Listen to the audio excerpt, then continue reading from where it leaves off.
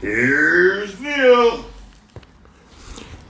Well, hello there, and welcome to the THC Show. I'm your host, Neil Magnuson, and here's where we talk about THC, truth, hope, and change. On the show today, we'll have 8 out of 10 Glenn from canamatch.ca join us for the 420 session and beyond.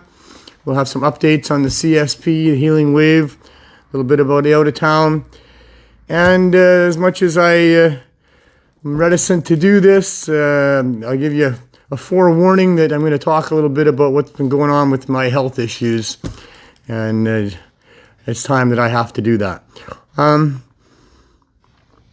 As we move into the 8th year of the CSP, and still awaiting for some sort of an approval from government, I guess we got to go through the courts now. It looks like Health Canada is not going to give us any type of approval on our application. What we're doing is contrary to the Cannabis Act. The Cannabis Act is an evil document that should be scrapped and thrown out, and hopefully we can achieve that through the courts coming up. Meanwhile, there's been a review of the Cannabis Act that is scheduled to be released this spring. In fact, by the edict of their project there, they have to have it done by March. And we'll see what they have to say. We'll be in court in late March, and I know what I'm going to have to say about the Cannabis Act. I'm going to say that the Cannabis Act puts up barriers to the very people that need to use cannabis the most. And with the stated goals of the Cannabis Act to force people to use a regulated supply, to stop the purchases of cannabis that's not part of the regular supply and that sort of activity, I put to you that the Cannabis Act is its own biggest barrier to success all by itself. By the restrictions, fees, licensing costs, and the rest of the stuff in the Cannabis Act that keeps the price of cannabis up higher than it was during Prohibition, there's just a large segment of the population, 30% or more maybe, that can't afford that. And of those, most of them are medical users, people that need to use it daily, that need a high quality of cannabis. They can't afford it. And when it comes to the edibles that are required for most people using it for medical purposes, they can't even get what they want, even if they could afford it. So what are they supposed to do? They're going to go buy unregulated cannabis, edibles and otherwise. So the Cannabis Act itself, with the barriers of cost, are driving a large percentage of the population to the unregulated marketplace. And in fact, because there's a demand, there will be a supply. That's just a law that isn't man-made that you can't mess with. Supply and demand. So the supply of cannabis is going to be handled by unregulated producers and sellers.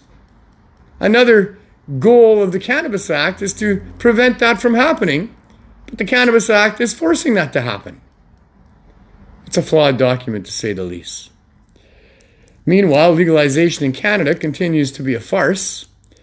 Canopy has lost $216 million in this last quarter, according to them.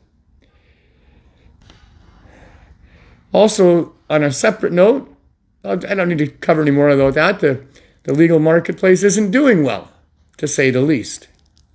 And the reason for it is the barriers to the people that would like to get, that can't afford it, and to all the other OGs, consumers, what's the word I'm looking for? Connoisseurs who aren't going to buy the government stuff, and especially, hopefully, a whole bunch of people that just won't support a system that continues the immoral and unjustified prohibitions on the illegal cannabis right alongside the cartel's legal cannabis. Also, I see that there's a movement in place there's going to be a massive expansion of outdoor cannabis grown in the legal marketplace. I wonder what that'll do to the price. When they can grow cannabis to scale outdoors just like they grow a lot of other fruits and vegetables that you find in the grocery store. Where is their justification for high costs? Super high voltage titanium barbed wire fences all the way around it, armed guards that are necessary. What is it that's going to drive that cost up and justify overcharging for cannabis? We'll see. On another note, congratulations to Dana Larson. His West Broadway coca mushroom shop is now 1 year old. Unlicensed for what it's really being used for, and up against some scrutiny by the municipal government. That hearing is going to be held on March 5th coming up, and I'm sure Dana's still looking for letters from people who have had positive growth experiences with mushrooms and coca, to be able to present to the Board of Variance. So that kind of wraps up what we need to talk about with respect to going on in the cannabis world. And I apologize ahead of time for deviating from what this show is typically about, which is the things that are going on in the cannabis world, and specifically what we've been doing here with the Cannabis Substitution Program, now moving into its 8th year, and still going strong and doing well, but without any supports from government, and still facing a Crown Council willing to spend upwards of $1 million to try to punish us, me, and prevent us from continuing to help people the way that we are, because it's definitely a harmful thing that we are doing to the bottom line profits of the legal cannabis marketplace, and that is their concern. So how abominable that Health Canada, charged with looking after the health of Canadians, is only worried about the health of the bottom line profits of these government licensed stores, and they're willing to let the sick people suffer and the addicted people die to protect those interests. I couldn't be more outraged about all of that. It continues to be a real bone in my craw, and something that frustrates the hell out of me. Frustration is not a good thing. Stress is a killer. And admittedly, a few years back in my personal life, there was a fair bit of toxicity going on. And maybe that's at the root of my health issues. Hard to really know what causes these things. But it was about 3 years ago that I noticed a bit of a catch in my throat that felt like little bits of food would get stuck there sometimes. It wasn't a big deal. It wasn't terribly uncomfortable. And I looked into it, and all I could find was the possibility of diverticulosis, where you get a little pouch that forms in the side of the food track on the way down that food can get stuck in. And that's what I thought might be going on there. Wasn't an issue until July a year and a half ago. In the first week of July a year and a half ago, I got COVID. A week of pretty nasty aches and pains and flu-like conditions, I guess. When COVID was over for me, all of a sudden this little catch in my throat turned into something that wasn't allowing food to go down very well at all. The last bite of whatever I would take would sit there for hours at a time, sometimes overnight. And it became quite uncomfortable. So I sought medical help to find out, what was going on.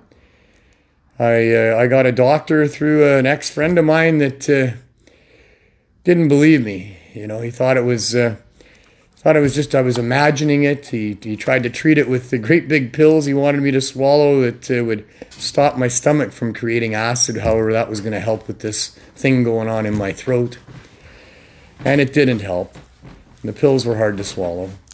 And finally, after 2 tries, he convinced the powers that be that I should have a barium swallow treatment to have a 3D X-ray video of what was going on there.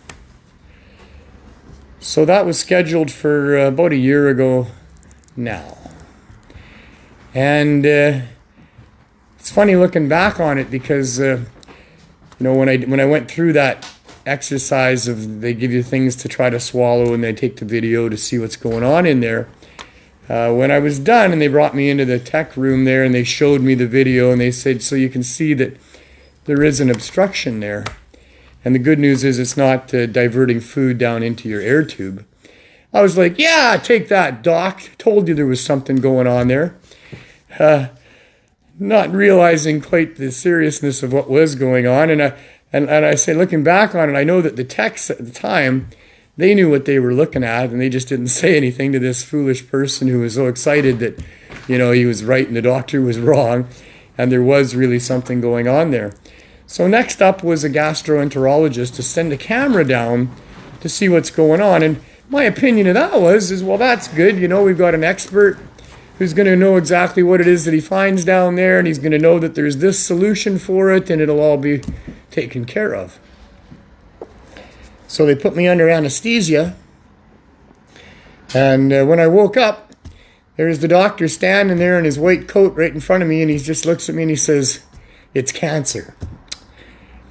Didn't faze me very much. I was just waking up. I remember driving away from there thinking about what he had said, because I remember he said some things when I was still in a daze, and he talked about radiation and chemotherapy and surgery, and so I didn't think too much of that until the next appointment with the oncologist. And that's what she was saying is, you need to do this and you need to do this right away. This is a year ago now. And I said, well, I'm not prepared to agree to this right now. I said, I need to think about this for a little bit. I said, I come from a community of people who believe that there's ways to deal with these things that don't involve those particular archaic procedures, and I need to pursue that. So my next visit to the oncologist just a couple days later, I let her know that I was not going to go through that, that I didn't like the prospects of the side effects of either the radiation or the chemo. And the surgery was going to remove my voice box, and I wouldn't have a voice anymore because it's up in behind it, apparently. It's esophageal cancer, the squamous type. And she said, this is an aggressive cancer, and we need to start poisoning you and burning you so that we can cut you in about 5 or 6 weeks and see if we can't put a stop to it. There's about a 70% chance that we can. I said, no. I've got to have a shot at doing it our way, my way, whatever way, but I'm not giving up my voice. And I'm not willing to take a chance on those secondary cancers, the inoperable cancers that radiation can cause, the toll that the chemo takes on your body and surgery. I've got a court case coming up. I'm the prime witness. Nobody can speak to it like I can, and I need to be there, and I need to speak to this. So I need 6 months, I told her. Speak to it like I can, and I need to. Sorry. So I went away, and she wasn't happy about that, and tried to give me the hard sell as best she could. And I went away. And so it was a few days later that I woke up one morning and I just thought, I'm never going through that.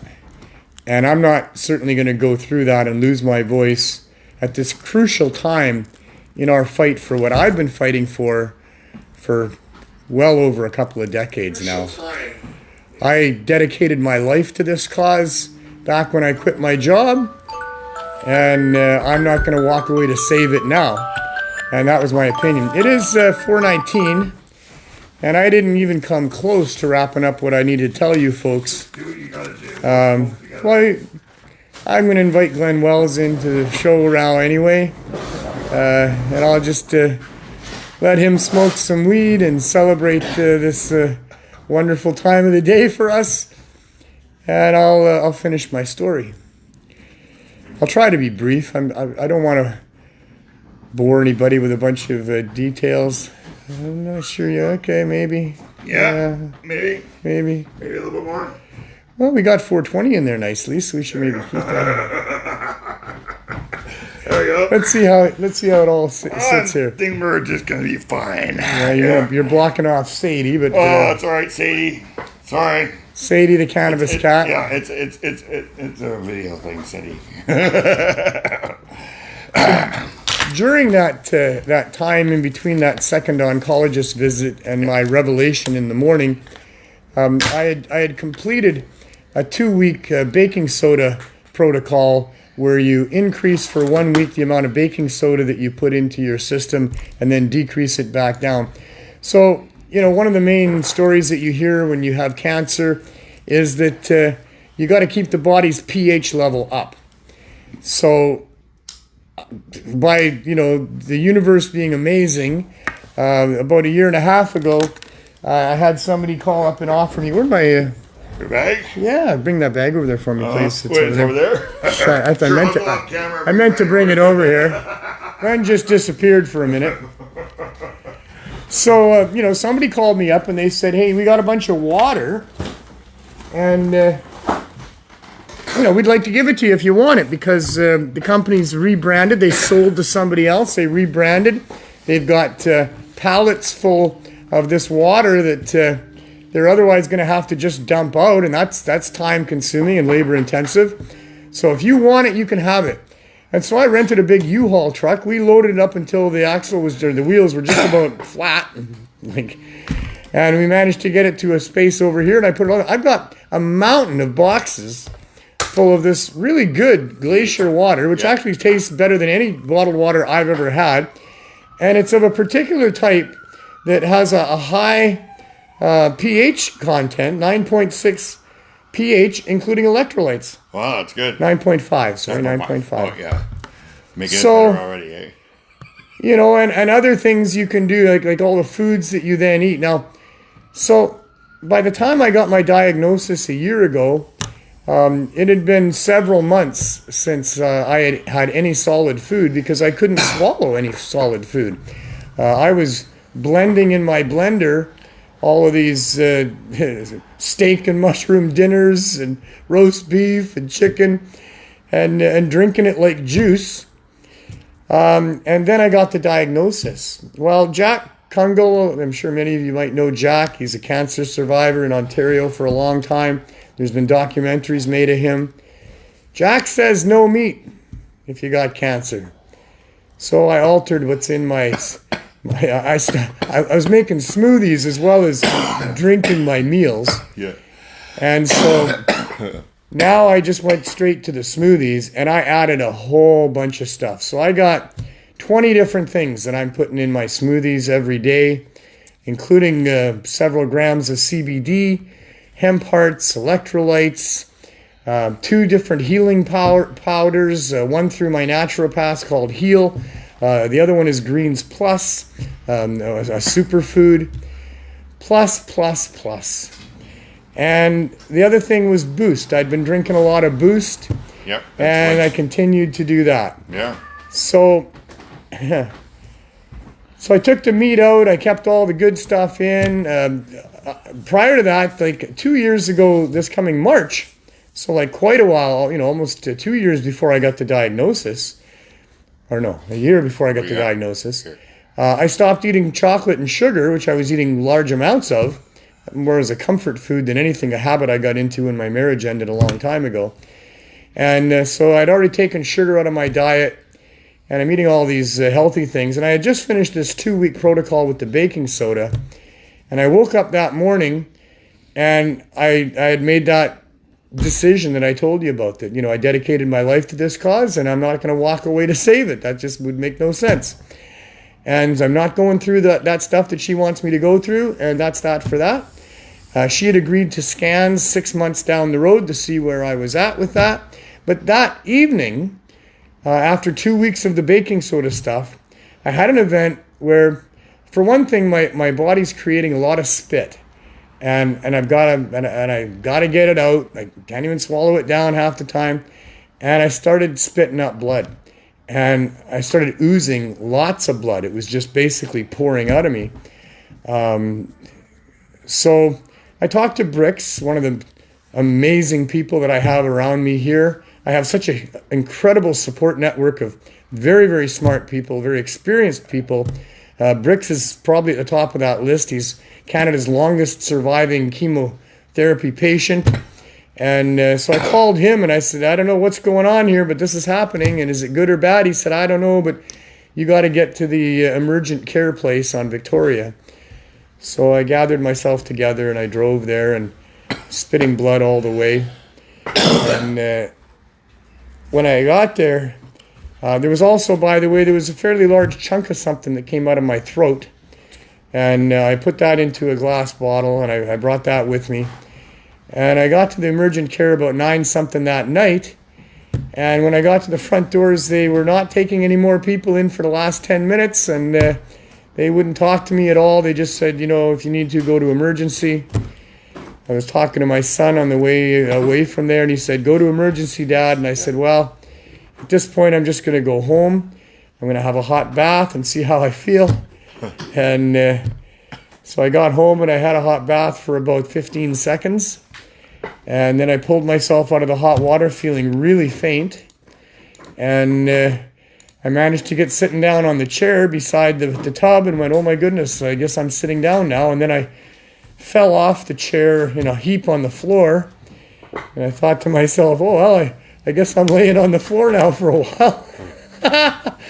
So I laid there for I don't know how long, but I made a real point of breathing and maintaining my consciousness. I never passed out. I finally got enough strength that I could make it up to my bed, and I got into bed, and I called my son, and he said, go to the hospital, Dad. I said, well, I can't go anywhere now. Now you're too tired, yeah. So anyway, I went to sleep, and I went to the hospital or the cancer center that next morning, and I brought my little sample of what had come out of my throat and ended up dropping it on their tile floor and breaking it all over the place. So that's just holding it in my hands. It just slipped out of my hands, and there it is. And there's blood splattered everywhere. Oh man. Anyway, they didn't even want to look at that. They didn't want to think about anything to do with that.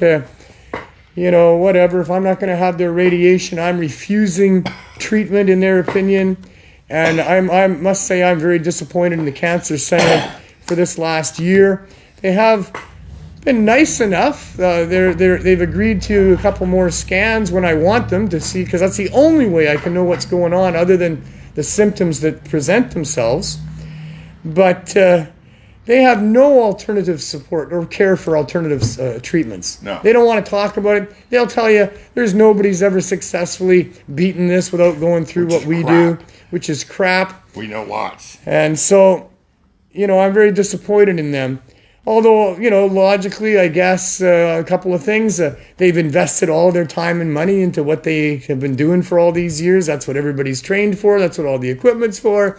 That's just what they want to keep. How could we be so wrong? That's what they just want to keep doing. But, I mean, to me, that's back from the age of the dinosaurs at this point. And there should be way better ways to treat these things. And the other thing is I guess if they had support for alternative courses of treatment, I mean, what would you do? What would everybody do? Everybody would not take the burn poison and cut. One that they can make a lot of money from. They would go the other route. Yeah. So they diminish any possibilities of beating it without going through all of that, and they really push you to do that. Hang on a second here. Yeah.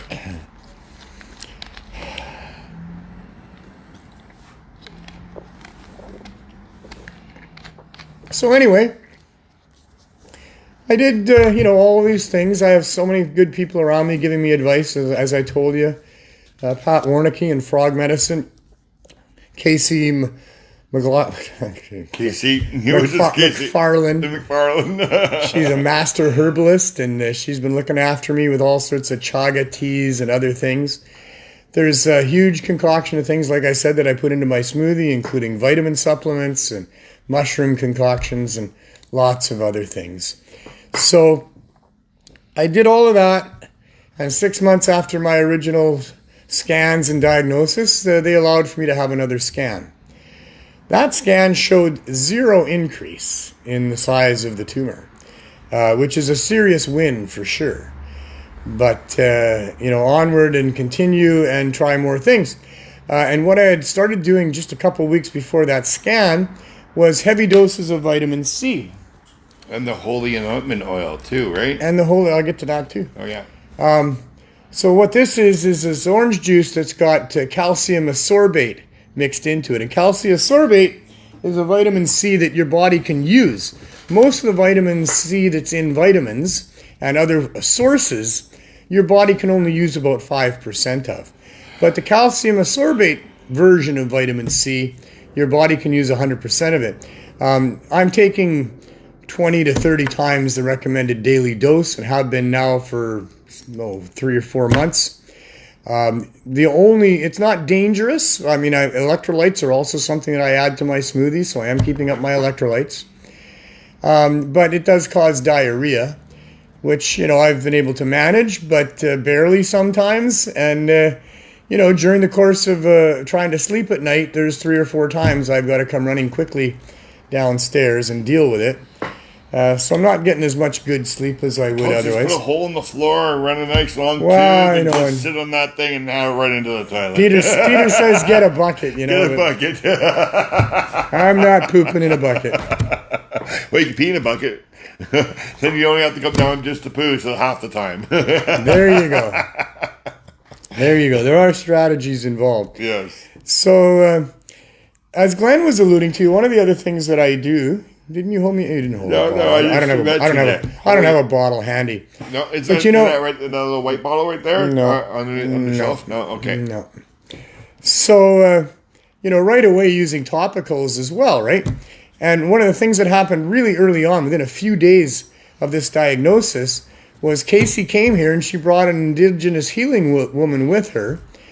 And we told her what was going on. And she said, I've got access to this topical cannabis cream that has been extremely successful in dealing with all kinds of things like this.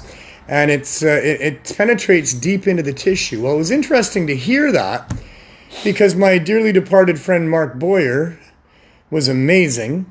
And he had created this cannabis topical that he called the Holy Anointing Oil that included DMSO, an agent that allows for the deep penetration into tissue.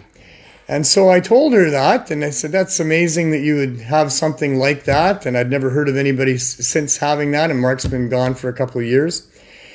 And so she said she would arrange for some for me, and so I go to her place to pick it up, and the woman who had made it and was bringing it over from the island was Mark Boyer's significant other from when he passed away. And she'd been keeping on his formula over on the island. There was her first time in 4 years of coming to the mainland because of the pandemic. And so I've managed to get Mark's Holy Anointing Oil, and I bathe this thing in that, a couple times a day.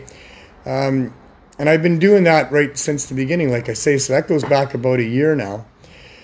So time progressed and I got to have another scan 4 months after the 6-month scan. And so that one was just relatively recently. It was in the beginning of January. And 0 increase again. Although she says that there's a slight increase if you compare this latest scan with the original one from a year ago. But you can't see it when you look at the one from 4 months ago. And you couldn't see any increase from the one 4 months ago to a year. So I'm not sure where the math works on all that. But basically no increase again. So whatever I'm doing, it's right, but it's not right enough because 0 increase is great, but it's not the end. I mean, I need to have this thing decrease and go away. So, stepping up a few different things. I do want to, cover the bases here because I know the people out there watching are itching to say, well, what about the FECO protocol? So that's another thing you try right away, of course, with something like this. That's the thing that has worked so well for so many people, and that's the full extract cannabis oil.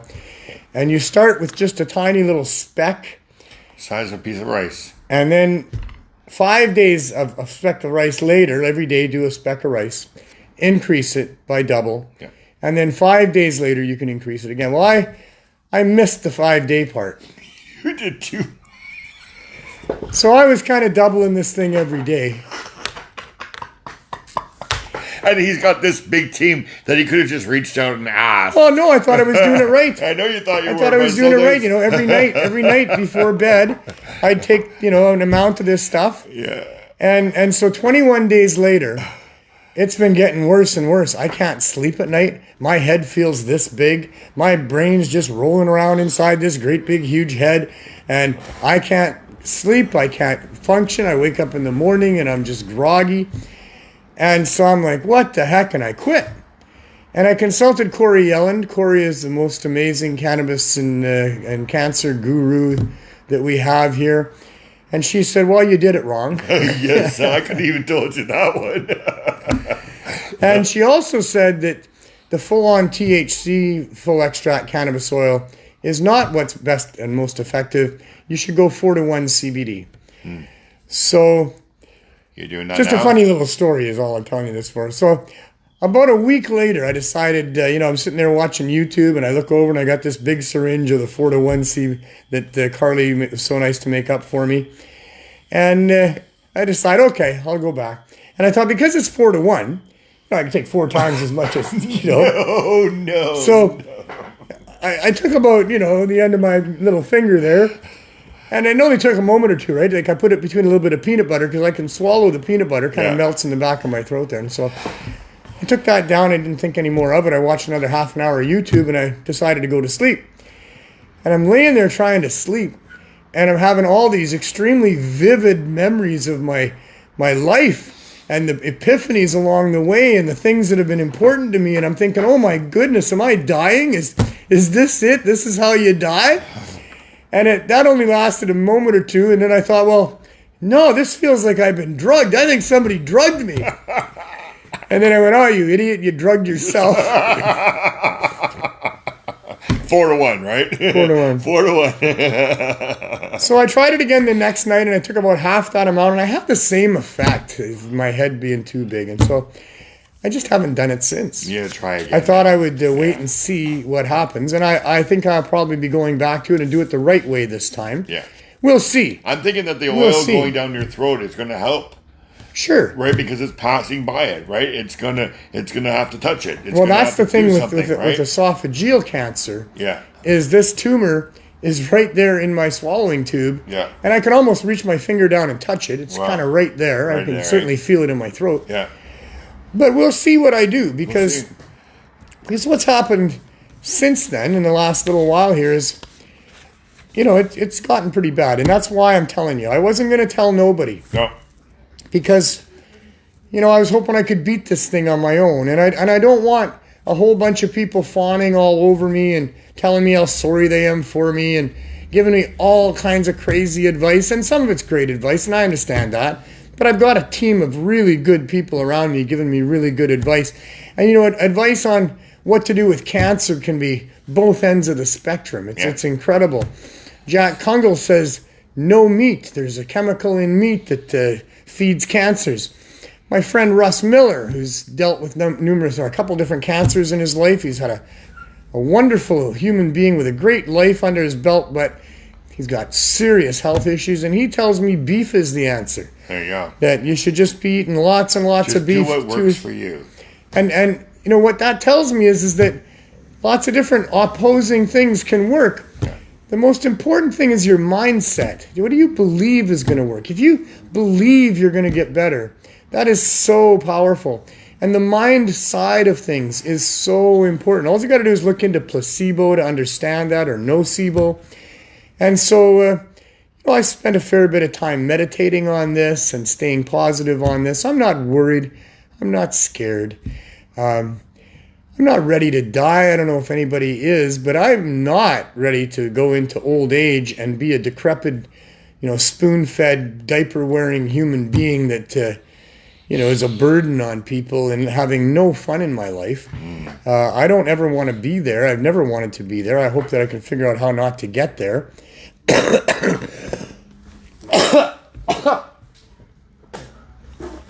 I apologize for that. Jackie says carnivore diet. I know. I'm told all of these different things. Yeah. Right now, I can't eat anyway. Yeah. Just do it. My right. smoothie is so chock full of so much power and goodness that, a little tweak here and there is probably happening, but for the most part, I've maintained. I mean, I'm a year in since the diagnosis, and, I've lost 30 pounds. That's true. Yeah. Because I'm not eating solid food. But, physically, I feel pretty good. My head is clear. I just went through a bad spell, and that's why I'm talking about it on the show. I had to miss 3 shows. It's not Glenn's not a liar. He's a faithful friend. Yes. and it wasn't really a lie anyway, because I did hurt myself shoveling snow like an idiot. Yes, he did. My brain thinks I'm 25 years old. My body thinks my brain is a bloody idiot. And so, I had some pain going on in a shoulder that wouldn't move for a couple of days. But really, it's because my body's response to this is to create large amounts of very thick, sticky phlegm. I believe it's an effort to coat it, to contain it, to kill it. But boy, that's sure happening. So my mouth is full all the time. I'm having trouble talking. My voice hurts.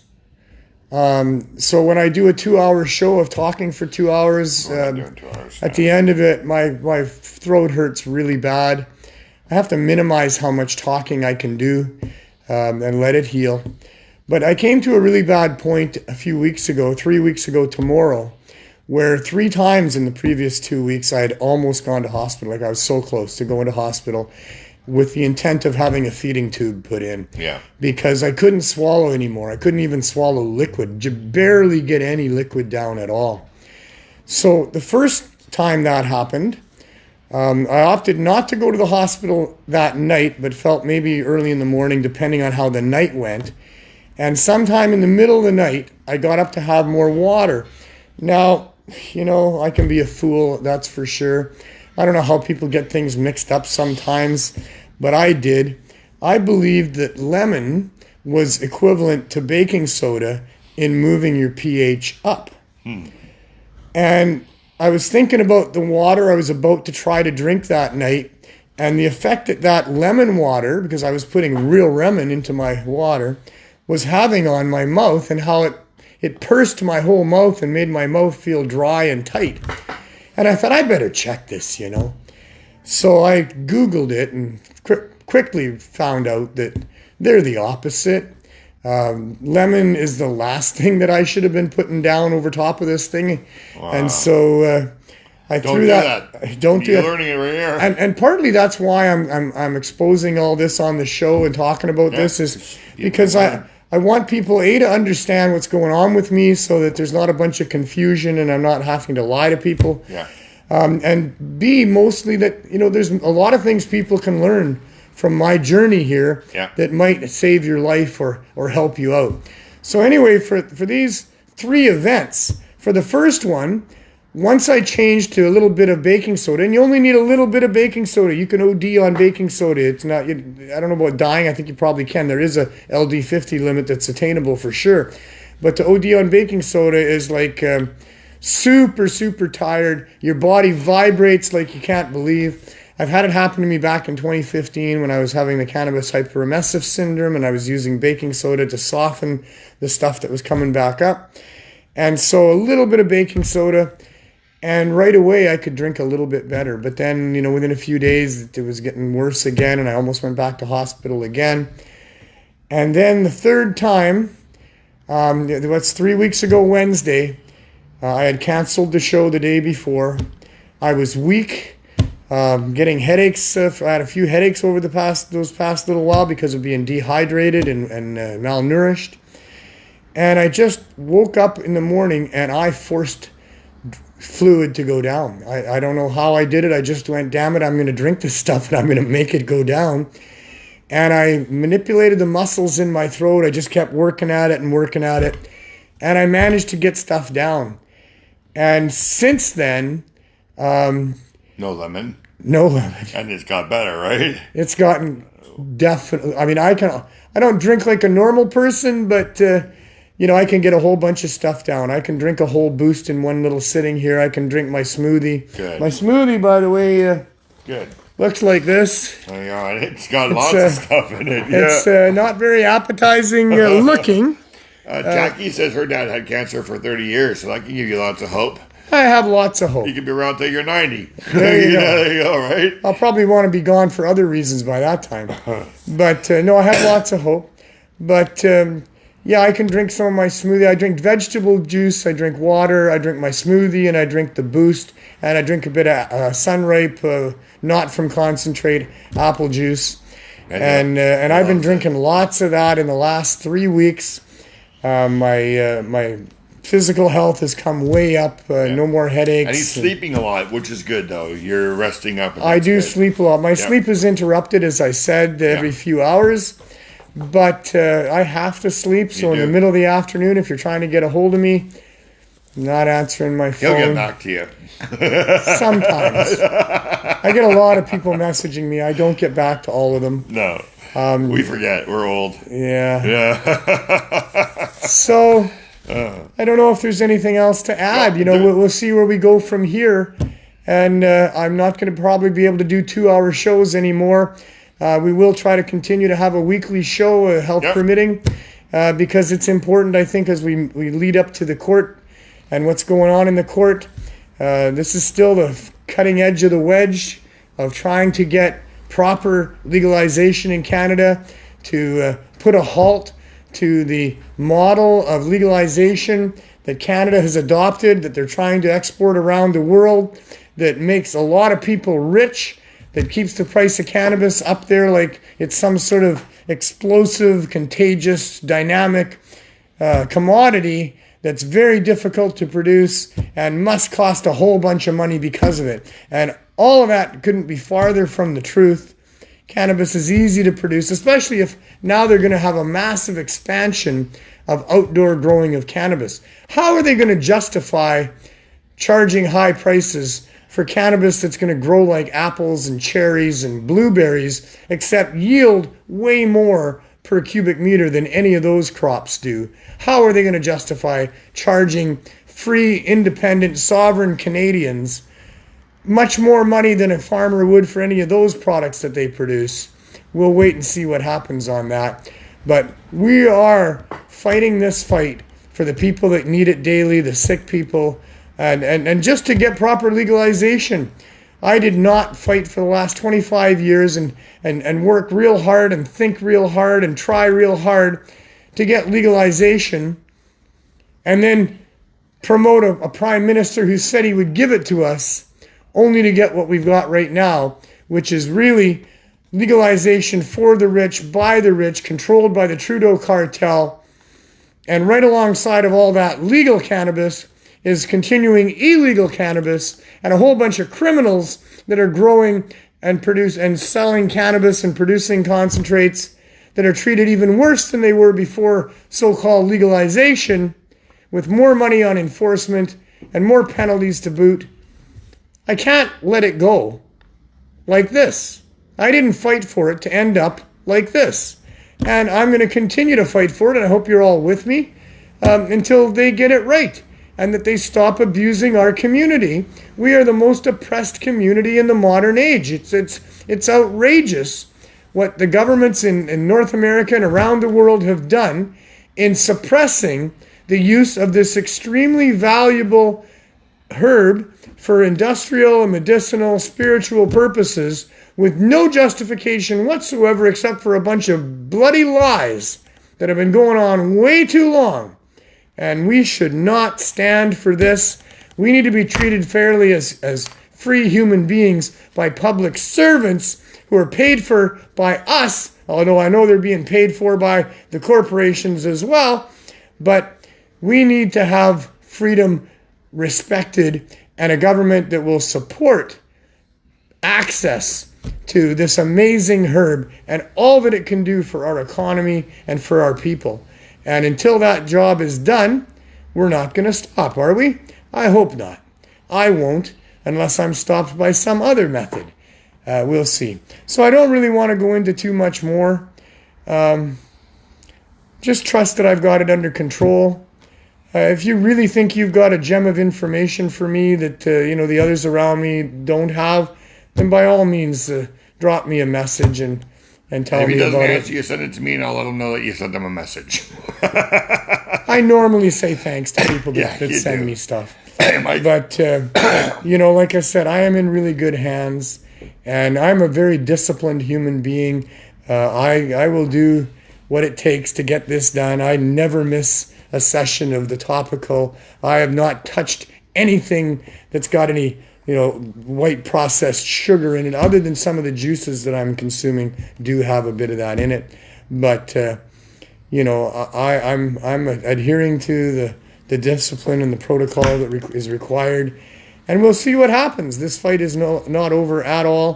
I'm not about to keel over, dead on the spot. Nope. You better not. The worst that's going to happen is this thing's going to grow instead of shrink. And maybe I'll end up with a feeding tube of some sort, which you can get them portable. We'll see how much that limits my life. If I end up in some bed-ridden, live from Neil's bed. It's yeah, a THC show. there you go. Maybe that'll happen. I don't believe that. But even if that was to happen, there again, I'd be kept alive. Yeah. Hopefully I still got my same brain and I'm not too out of it. I'm not going to ever allow, the opioids or any of those kind of chemicals to kill pain or anything like that. At least with the tube, you'll be able to eat and talk at the same time. There you go. Nice. Is it considered not impolite when you do it like that? Nice. You will never get told not to chew with your mouth I could be sitting. I could be sitting there, feeding away and yapping away, and nobody's going to say, "Hey, don't chew with don't talk with your mouth full." Who knows? Great show. How to finally get the holy anointment cream. Nice. We already know how to get it. Yeah. Thank you. If you want to know how, drop me a line and I'll make sure that we pass that information on. It is available. It's $100 for a bottle, but it goes a long, long way. I'm on my third bottle in a year, I think, and I still got a good third of it left. So it lasts like 4 months per bottle if you use it twice a day. So that's good. 4 months is for $100. That's pretty good. The other thing, I said a little bit about, is that the most important thing is your mindset, and you don't want to be miserable for any reason. That doesn't help anything. No. I'm old and I've got pains in my body, and I've been dealing with that for a long time, and you get used to that, and you can still have a lot of fun with arthritis and things, and this is no different. It's just stepped up a little bit. I mean, it's not fun to have what's going on, but you can still have fun, and I have been. I've been enjoying the times that I'm awake, as limited as that is. There's always a joke to be made. There's always humor to be found. And, with good people around you, it helps a lot. Glenn is taking me to the hockey game tomorrow, Thursday night. Yeah. I'll try not to go tomorrow. All right, don't go. You'll be a little bit early. I'll be standing in line for a while. It's Black Excellence Night, so do not come black-faced, okay? I just figured I'd throw that out there. No blackface needed for Black Excellence Night. I'm a little more sensitive than our Prime Minister, I will say that. And then also, since you always do it to people, happy birthday to you. Happy birthday to you. Happy birthday, dear Neil. From everybody at the CSP, happy birthday to you. There you go. I won't tell them how old. Yeah, I won't tell them how old you are. I know how old you are. So. No, I mean, I don't mind saying how old I am. 67 he's going to be. Yeah. So I'll be 67 in 2 days. And for me, all my adult life, I always said, if you get past 50, you're in bonus time. Yeah, 59 here. Well, there you go, And I've really felt that for the last 17 years, I'm just a really lucky human being. I'm still alive. I'm still having fun. And for everybody, any day could be your last. You never know. I had a question. Is this the very first hockey game you've ever gone to on your birthday? Oh, probably. Probably, eh? Probably out of all yeah. these years, I was thinking that you'd probably never been able to. I don't know for sure. On your birthday. I can't really remember back in the days when I was married if my wife ever. Well, I don't think because so. of Keith or something, you may have been there or something. But not typically on my birthday. No, all right. That I remember. I don't remember celebrating a birthday at the rink like that. Well, there you go. So this will. But I'm old and my memory could be gone. Yes, true, right? No, 17 years of bonus time, and it's been a wonderful last 17 years. Why I'm wishing you happy birthday too. Thank you, everybody. I really appreciate all of that. It's the next birthday that's going to be the good one for me, hopefully. I'm You'll excited. Be 70 and I'll be 60. No, I'll be 68. Oh, 68. Oh, I thought it only seems like it's 3 years at a time 60, now. 69 is a better one. Not 68. For me, if I have another birthday, then I'm excited about that. Yeah. You know, and that's kind of the other thing about something like this too, is that it's a real wake-up call when you get that, when somebody says that to you, hey, you got cancer. Yeah, that is. The oncologist at the last session that we had about the scans that were done in January, she said, what's going on with you is not normal. Mm-hmm. She said, you should be dead by now. Yeah. That's what she said to me. Yeah. So but they don't want to know. I'll keep on. Yeah, and then she's still not saying, what is it that you're doing? Yeah, they're not asking. They just tell you, go get more radiation. Go get radiation is what they keep telling him. You know, they won't ask him, hey, can we find out what you're doing so that maybe we can help some other people? It's worse than that. This is also why I kind of said they would be good to put on video, because here is video proof. You have living proof right here, right? You cannot dispute this, right? So, I haven't defeated it, but I've kept it at bay. Yeah. And according to the Cancer Center, that's not normal. And, you know, there's a lot of things that I'm doing to achieve this. And, we've always known you're not normal. It is not. I know that. And it is not easy when people say they're battling cancer. And most of the time they're saying that they're battling the effects of the treatment of cancer. Yes. But also the cancer itself. And it's not a fun thing to have growing in your throat. A lot of families say that it wasn't cancer that killed their family member. It was ammonia or something that they caught while they had the chemo, and they caught something else, and that's what killed them, right? Yeah, you want to keep... because your immune system goes down, right? I'm doing my best to be as healthy as I can. I'm getting as much rest as I think I need. My smoothie's incredible. I'm pumping down, you know, the vegetable juice and the Boost and the water. So because you need to be healthy to fight this thing. And I was pretty darn healthy, you know, a year ago before I lost the 30 pounds. I still feel healthy now. I think I've got what it takes to do this. And, you know, if anybody can beat this, I can. I believe that. Yeah, I believe you can. And the mindset is like so important, right? And that's what I was going to say, is that I'm very fortunate that I didn't die getting hit by a bolt of lightning or a car or... you know, struck down by a heart attack or something like that, touch wood. You know, stroke or something. I've been given an opportunity to evaluate my life, to think about what's important in life, to get my affairs together, to have conversations with people, and to really embrace, you know, this life that we have. So, you know, like I say, this is not going to cause me to keel over dead any moment.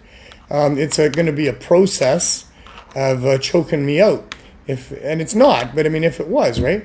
And so even if I end up in a hospital bed, I'll be writing my memoirs. I'll be making phone calls to the Prime Minister's office and everybody I can think to. I'll be the biggest pest on the earth trying to get this, you know, proper legalization done. Yeah. I'll still be doing what is the most important thing in all of life, which is to have as much fun as you can.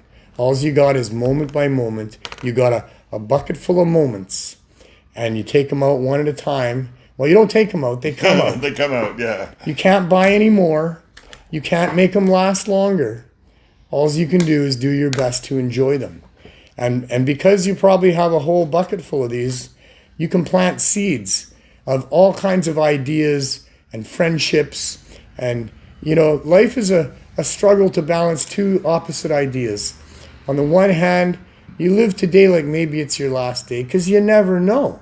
It could be for any of us. 250,000 people did not wake up this morning globally. Yep. So you never know. And on the other hand, you want to live like you're going to have a long life. You got to make plans, you know, take out a mortgage, fall in love, all those sorts of things. Most important, whatever you do, Spend those moments as they come out. Don't let them go by in misery. Have as much fun as you can. So that's been my mantra for a long time, and certainly never more important than now. And I highly recommend that everybody adopt that way to live, an attitude of gratitude, letting go of whatever problems you can't solve, recognizing there's only those things you can control, and the things that you can't, don't worry about it. Worry is stress. Stress is a killer. Have as much fun as you can. No, I'm not finishing the show. No, right I know. this moment. I'm just going to get over here and do the producer stuff. Are we going to go outside? Yeah, I think we better go outside. I better talk for a couple minutes about CSP. Yeah. See you all next week.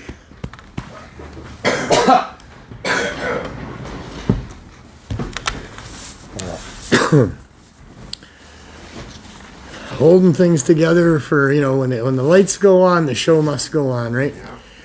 The CSP, of course, has been the passion that I've had in my pursuit of proper legalization, and it's been going on for over 7 years now.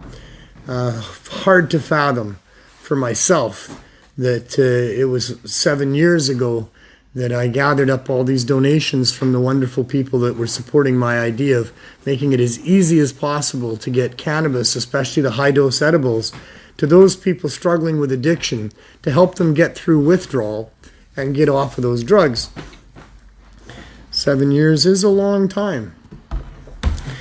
The CSP has been through many ups and downs since that time. For the first 3.5 years, it was done at Vandu, where we had a collaboration with that organization, the Vancouver Area Network of Drug Users, to allow us to hand out our products to people that would line up down the sidewalk in front of their building. 250 care packs to 300 care packs every time we went there. 3.5 years. The last 2.5 years was twice a week. Prior to that, it was once a week. The reason we stopped doing it at Vandu was because the City Council in Vancouver had passed a motion unanimously to support low barrier access, and that was because of our efforts. And in a meeting with the city, we decided that we should go get a storefront and get these people off the street.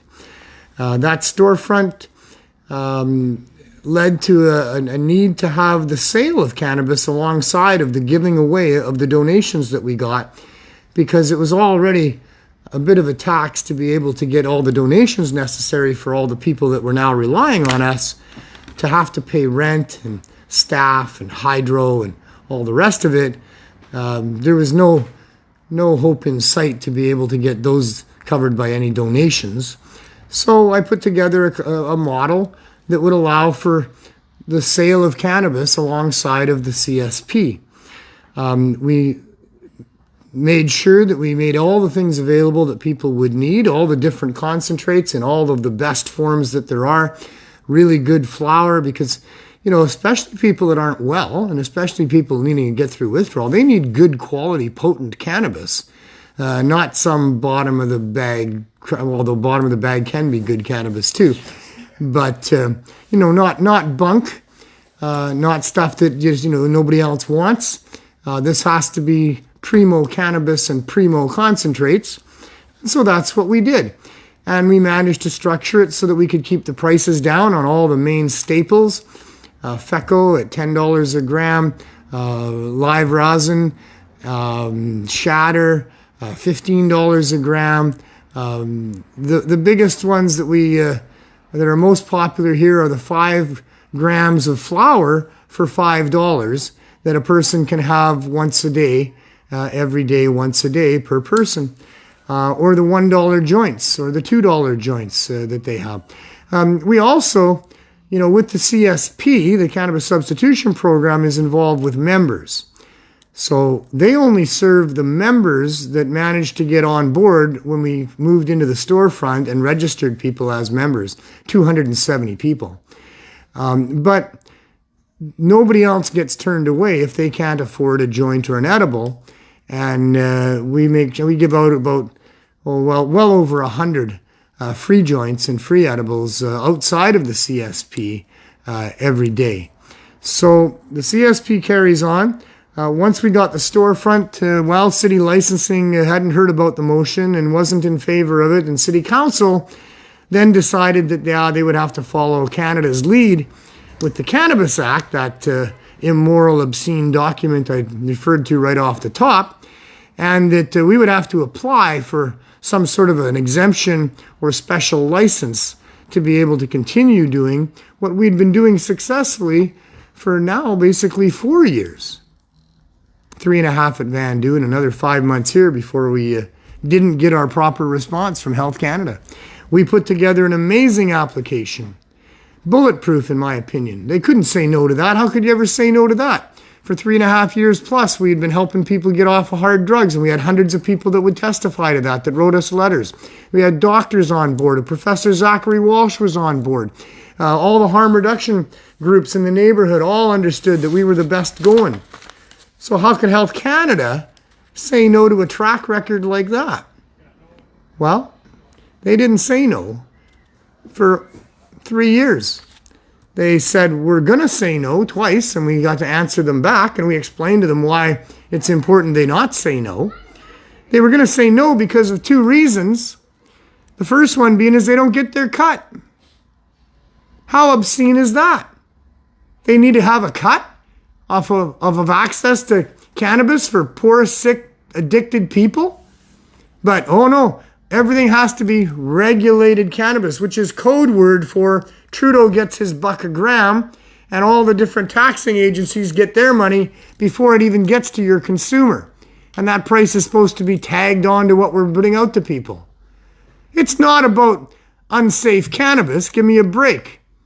That's what you would think it would have to be. It's Health Canada, after all. All your cannabis has to be regulated because the unregulated cannabis is dangerous. That's why we grew it for 100 We've been providing that unregulated cannabis for 3.5 years. Nobody's died. Not even one complaint. Everybody loves it. So it's not about quality of cannabis. It's about whether they get their cut. And they got a second reason too. And that's because they don't want to ever admit that cannabis has medical value. And they should never have prohibited it at taxpayers' expense in the first place. But they don't want to admit that it's medical, and they don't want anybody to find out, so they're not even going to offer the edibles at more than 10 milligrams per serving. 10 milligrams, yeah. That's where you try it out for the first time for sure. Try 10, then go to 20, then go to 30, see how you feel. Most people end up around 50, 60 milligrams per dose. Sick people sometimes can't get enough when they're taking thousands of milligrams at a time. People addicted to the opioids and trying to get off of them aren't going to have any success with 10 milligrams, and they're not going to eat 10 servings to get 100 milligrams, nor should they have to. But this is the barrier that the Cannabis Act and Health Canada has put up to prevent people from having documented success with edibles, so that they would have to admit that there's medical value. It is the most disgusting thing. It is the object of my frustration for the last number of years. That rather than have a clear look at what we've laid out carefully that we're doing here and recognize the benefits and support that, they don't even want to talk about it. They don't want to know about it. They don't want to admit it. They just want to not allow it to have medical value and not allow Canadians to get any more than what they're offering without a doctor providing supervision. Like as if a doctor knows how much cannabis edibles a person should have. Nobody knows how much a person should have. There's no standard, this is how much you weigh, this is how much you eat, this is how old you are, this is the time of day you're taking it, so therefore this is how much you need. There is nothing like that, nor can there be, except for on an individual basis. On an individual basis, it's about how much works for you. When is the right time to take it? All of those things. But that's your journey. That's not your journey with a doctor. A doctor doesn't need to be present for that. Trust me, the people that are out here addicted to the street drugs and dying because of it don't have doctors on board helping them out with their decisions about how much heroin to buy or how much crystal meth to snort or anything like that. And these people simply need reasonable access to a safe alternative, and that's what we're providing. So anyway, had to get out of the storefront because the city, said you had to wait for Health Canada. Health Canada didn't respond in a timely fashion, so we had to go into an RV. And we have been providing the CSP and the Healing Wave services from an RV for 3 years and 4 months. It's romantic and everything. It's like you're camping all the time, isn't it? Well, it's not romantic. It's a burden. It handcuffs our ability to help people. It stigmatizes and makes third-class citizens out of human beings that don't have the dignity of a store to walk into. They have to line up at a window of an RV despite the weather. It's disgusting. We'll see what they say in court. Meanwhile, we're working in cramped quarters. Such credit to my staff for being able to put up with each other for 8 hours a day in a tight, closed compartment, dealing with tragedy. That is so not easy to do. So I have very special people that we've attracted here that help us with this stuff. We continue to soldier on. We have the court dates coming up at the end of March for a preliminary hearing to see what the government has to say. This is their turn to tell the judge why they have enough evidence that Neil Magnuson was selling cannabis without a license. Really, that's a no-brainer. They didn't need to have a 7-month-long investigation to figure it out with surveillance cameras and undercover people. They could have just asked me. I was very upfront about it. In fact, I could have just watched the show. But anyway, they want to waste taxpayers' dollars, and we'll see what happens in the courts. And meanwhile, we are being left alone. They're not bothering us. In fact, we had an incident here a week ago Thursday. I don't know if I talked about it on last week's show. I don't think so. It was a brief show. We had a fella who didn't like my new sign. So I had to make a sign because so many people come for the free joint and free edible. They all think that they are entitled to a free joint or edible, like as if we've got some government funding going on and they're just giving out free joints to all citizens. Nobody funds us.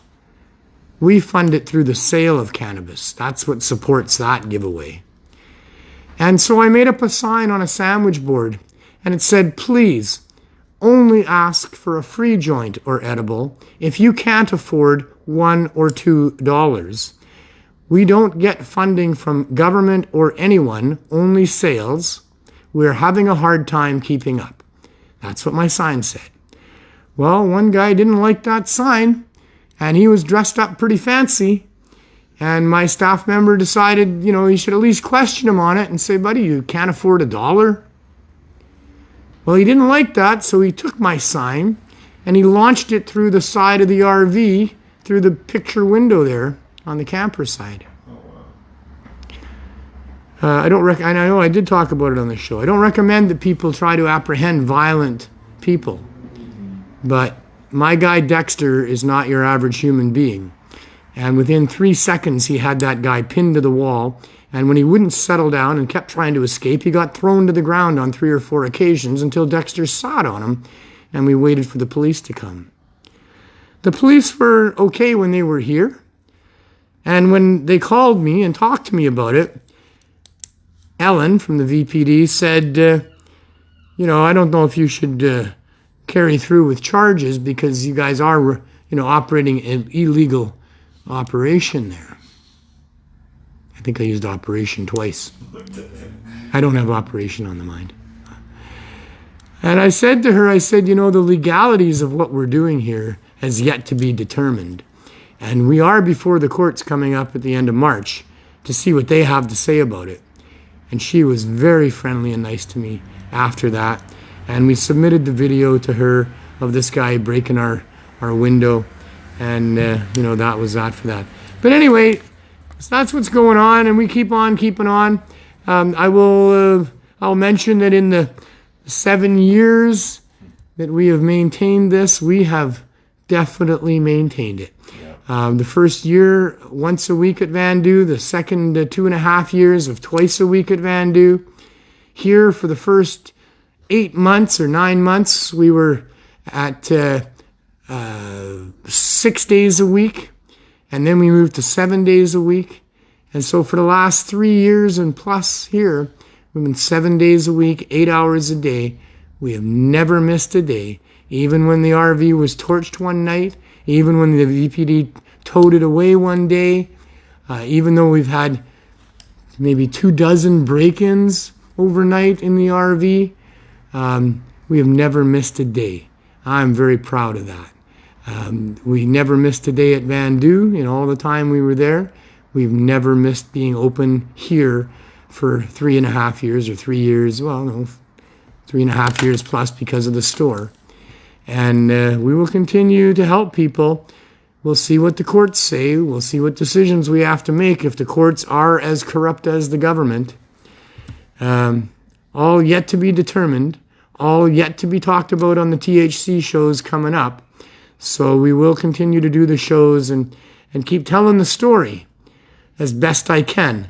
And if I get to where I can't talk properly anymore, then Glenn will take over that. Maybe I'll take over his spot and I'll just join him for a session or something like that. Yeah, and I'll have to learn sign language. There you go. Let's go inside. I do have a joint that I was smoking. Yeah. This is all concentrates in here at this point. There's just a little bit of flour to keep it going. Honey oil and butter crumble.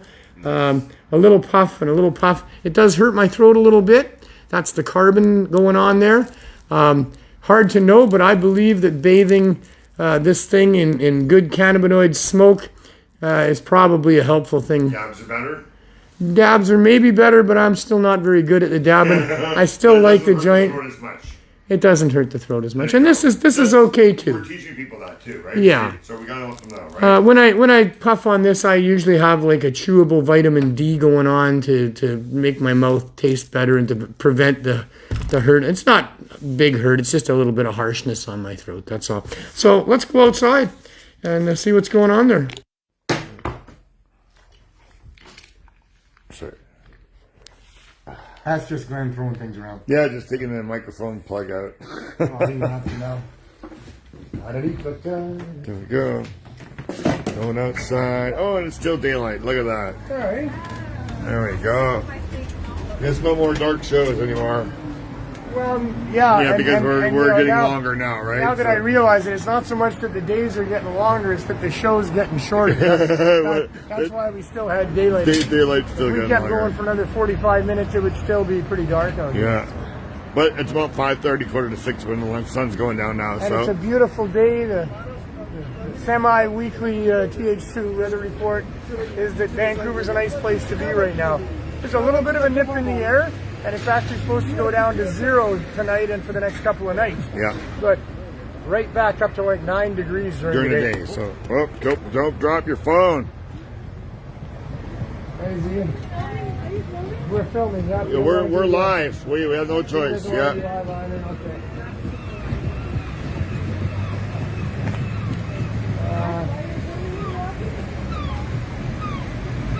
I don't know why our sign's not out here. I have no explanation. Oh, I don't know either. I'll have to ask. We'll have to ask that. Our beautiful new window is not glass, it's now Lexon. Oh, really, eh? So go ahead and try and break that. Okay. We'll wait and let people read our signs. Yeah, I got it.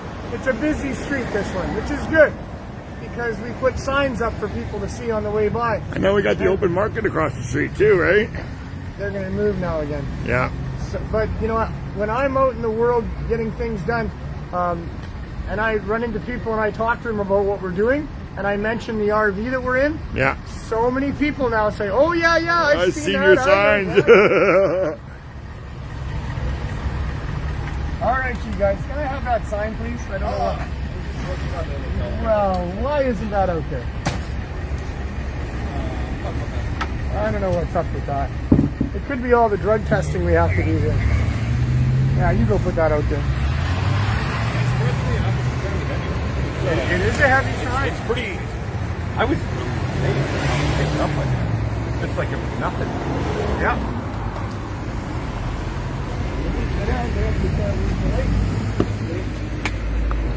I have a crazy idea, but I can't tell you right now.